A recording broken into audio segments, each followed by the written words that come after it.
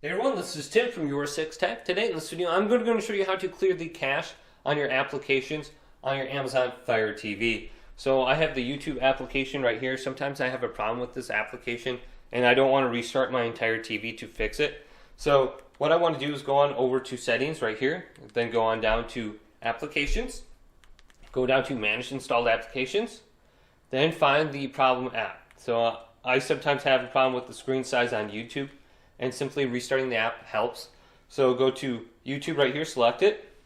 Then here's the option to clear cache. And you can see the cache right here, and it is now at 0.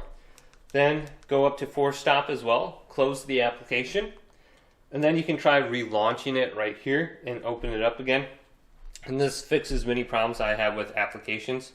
So hopefully this video did indeed help you out. If it did, leave a big thumbs up and subscribe to my channel down below for more tech help videos coming up next on YourSixTech.